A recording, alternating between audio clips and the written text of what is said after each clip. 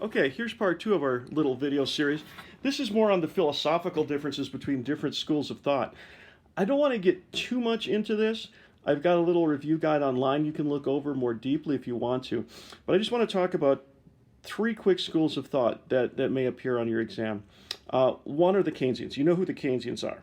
The Keynesians believe in government spending, but they also believe in using discretionary monetary, but government spending is best, especially for a recession. And it's quicker even in inflation too. But the Keynesians believe in the Keynesian range, discretionary monetary and fiscal policy. You also have a group called the supply siders, like Ronald Reagan, Harding, Coolidge. The idea that cutting taxes for business groups and for the wealthy will lead to growth. And one of the tools that the supply siders use is the ha ha ha, ha ha ha, the Laffer curve. Get it? This is pretty interesting. Arthur Laffer actually drew this on a cocktail napkin in the Watergate Hotel one time when he was explaining this. And it does have some merit. As you lower the tax rate, the government tax revenue actually rises. And why is that? Well, so here, let's say we have a tax rate of 100%. Okay? You're not going to get any tax revenue because no one's going to work solely for the government unless you're enslaved.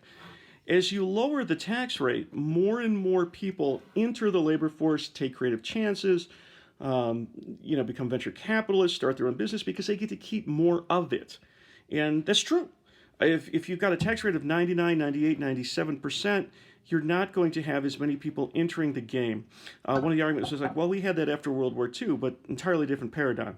The global economy was destroyed. We were the only game in town producing things. As the economy becomes more globalized, it's harder to even envision anyone participating in the U.S. economy at a 99% tax rate, at least in a large capital sort of way, when other countries are substantially less, even Canada. So you lower the tax rate, and people begin to participate in business. England, in the era of the Beatles, the taxman. It's one for you, 19 for me, because I'm the taxman. Yeah, I'm the taxman. However, what supply siders have to realize is that, this parabola shifts back on itself. At some point, you lower taxes so much that tax revenue to the government is going to decrease, and you can't do your job. Let's cut taxes at the federal level to zero. Well, then we have no defense. We've got no CDC, things like that. So there's a sweet spot, like on your Louisville Slugger, like on Cole Hanson's Driver. There's a spot where you have the optimal combination of lower tax rates and lower tax revenues. So is that around 30, 40%? Not sure. You can debate it. But for both left and right, too many taxes slow things down, too little taxes, and you don't have any public goods at the national level. Okay. Here's another important thing to look at, the monetarist equation of exchange. After the supply siders, there's a very conservative group that libertarians often extol, Ron Paul and others, and this is Milton Friedman, this is F.A. Hayek, the Chicago School of Thought, that says, look, there's an equation that we need to keep in mind. It's called the monetarist equation of exchange. Okay, now this is nominal GDP, price times quantity for the whole economy. Okay, our GDP is equal to the money supply times the velocity of money. So here's the money supply, and this is how fast it is spent. Okay, that gives you your nominal GDP. The monetarists believe that the velocity of money is relatively stable. Okay, so we spend at about the same rate regardless of conditions. It's not entirely true. So here's our nominal GDP, right? Not real GDP. Real GDP is only grown through what? Through land, labor, capital, through real growth and productivity. So what does changing the money supply do when our velocity is stable? Think about it. If our velocity of expenditure is stable, we increase the money supply, we get a higher nominal GDP. We decrease the money supply, we get undulations. We get the boom-bust cycle. So in other words, according to the monetarists, what really happens when the Fed changes the money supply is it just leads to the boom-bust cycle. And think about it. 2000 with the dot-com, 2008, the overpricing of the stock market now, coupled with coronavirus as an external shock, but the stock market bubble, there might be some merit to that. That all the little tweaks here and there just lead to instability in the system, not stability that they're trying to promote. So what would they argue for? They'd argue for a fixed monetary target. So if GDP is supposed to go up by 2%, we set the monetary increase of the money supply at 2% just to match it, just so it doesn't exceed and lead to inflation, or there's not. It doesn't. The money supply doesn't lead to too much money or too little money based on the amount of GDP growth that we anticipate in the economy. That's a good one to know. MV equals PQ. So it's a simple relationship. If this goes up, right, this has to go up on the other side. If these are stable, these should remain stable on this side. And just a quick review of like the Forex. Okay, so we talked about interest rates. What are the other things that can impact the Forex? Income, changes in income, okay? So here I've got the United States dollar and the British pound. Let's say the United States and England are trading partners, and the United States comes out of a recession and gets a lot of extra income and purchasing power. Okay? No, that's not what's happening here. Just the opposite. Yeah, it's early. England comes out of a recession, okay? England comes out of the recession. How do I show that in the Forex?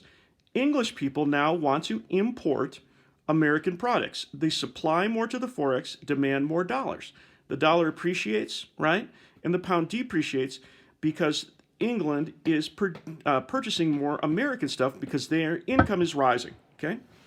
This is the same for interest rates here. Let's say interest rates in the States are up. You know this one. We've worked through this one when we did the net export effect. England wants to put money into U.S. banks. Supply of the pound increases, demand for the dollar increases. The dollar appreciates, the pound depreciates. Tastes. Let's say the English decide that they're going to stop, what do they like? Eating kidney pie, and they want to import Swanson meatloaf frozen dinners, okay? Now remember what the Forex is. It's the International Foreign Currency Exchange. So if England wants to import Swanson frozen dinners, they would have import-export houses supply, and banks, supply pounds to the Forex to demand dollars to buy and to be able to import those American products. That's a taste and preference. Speculation. Currency flows to either safety or return, okay? So if England thinks that their economy is going to be kind of slow and the U.S. stock market is going to be booming, they would supply pounds and demand dollars to put it in the U.S. stock market. If there is civil unrest in England, out of the pound into the dollar. And it will work vice versa. If our stock market is going down, supply of the dollar into the pound. Instability in American currency markets, supply of the dollar into Barclays, and demand would go up here into Barclays and into London-based gold products. All right. The other side of the coin. Let's say, okay, here is our price of pound in dollar, price of dollar in pound. So let's do this the other way. Let's say you get a question that says, the United States, look at that, bring it down. There we go. This is a decrease in supply of the dollar into the dollar market, E for exchange rate, price of dollar in pounds, okay, price of pounds in dollars, okay, pound, quantity of pounds, quantity of dollars. Let's say you get something like Americans see interest rates rising in their country. How does this impact the supply of their dollars in the Forex? Well, if Americans see interest rates rising in their country, out of English banks, demand for the pound down, and they decrease the supply of U.S. dollars going to the Forex. See the perspective? This is the American perspective.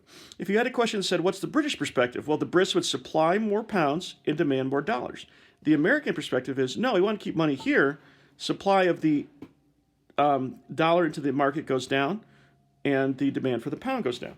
Let me just show you those things that cause those changes again, and let's look at a couple more in this one. So, price level. Income, interest rates, taste, speculations. Our income's going down, right? We're going into a recession. So what does that look from our perspective? Okay, from our perspective, we're going to supply less dollars, right, to the euro, to the Brits, and demand for the pound is going to go down. What does that mean for our imports and exports? Are we buying more or less? Less. We're not importing as many Jaguars and Ed Sheeran posters or T-shirts or whatever we buy. Okay, pretty simple, right? Let's say we look at this from the British perspective on one of these. Okay, so here we've got interest rates in the United States going up. Okay, demand for the dollar goes up, supply of the pound goes up. The dollar is appreciating. It can buy more British stuff. What does that do to our exports? Well, our exports go down, right? You know the relationship. When the dollar goes up, right, our net exports go down. When the dollar goes down, our net exports go up, right, with our trading partners. Make sense? Any exceptions to that rule? Yeah, there's one exception to the rule. What if we're in a recession? And what if we stop buying stuff? The dollar can appreciate, but because of the income effect, we're not buying as much from Britain. What about the price level effect? How does that work? Currency flows from cheap countries. I'm sorry, let me back up. So let's say we've got the price level effect. Check this out. So let's say England goes into recession. Here's England, right? Egg supply, egg demand, boom. They're down in recession. Their price level is lower, okay? Let's say nothing's happened in the U.S. How does that affect currency? Americans want to buy the cheaper products, right? So we would demand more pounds and supply more dollars to buy the lower priced stuff from England. I'm going to see what they put on the AP exam. That's kind of a tricky question, and we're going to see how much of this currency stuff is on there when we look at it. I think a lot of this will just be related to interest rates and the net export effect. We'll see if any of this price level income or speculation stuff is on there, okay? But that's a little bit of an extension on that. And I wanted to show you that, to show you there are different things that impact currency as well. I think we might just be limited to the interest rate effect, but we'll have to see April 3rd when they have everything spelled out for us. Last thing, capital account and current account. Two definitions. The capital account is money in this case. The current account is goods and services. This is when we talk about a trade deficit, okay? So we have a trade deficit with China. We import more goods and services than we export to them. However, we have a surplus in our capital account. We send more financial instruments, cash, to China than they send to us. So in other words, we always have a balance of trade between these two accounts, capital and current account. Goods and services we import, we pay for with cash when we export, okay? So those are two terms that are kind of important to know. We have a surplus in our capital account because we have a deficit in our current account. The only exception to this rule are these two balances like aid. Think about Lend-Lease when we were giving destroyers and things to Britain during World War II. We had a surplus in our capital account, in our current account. We were sending more to them than they were sending us. But Britain did not necessarily have a deficit in its capital account because they weren't really paying for them. It's Lend-Lease, bases for destroyers kind of deal, and general aid. If that makes sense, that's great. Now, there's one last thing we need to do. We need to go find EconCat and see if EconCat agrees with everything we've said so far. So, let's go for a short walk through the Kopitsky household. EconCat? EconCat? EconCat? Where are you, EconCat? There you are, EconCat. EconCat. Do you agree with everything I've said? Did I get it right? Was I too tired? Did it make sense? Two blinks and a lick of the foot means you got it right, Mr. K. Well, good luck, guys. I'm going to stare at the floor now. You can see my feet. I hope you enjoyed these videos. You've got the other video I made, and I put a whole bunch of ancillary videos on there. I'll have some more information after break. Please try to get through the stuff on the long-run aggregate supply and the Phillips curve. There's a lot of material there for you to use. And I hope you enjoy Kopitsky Film Productions.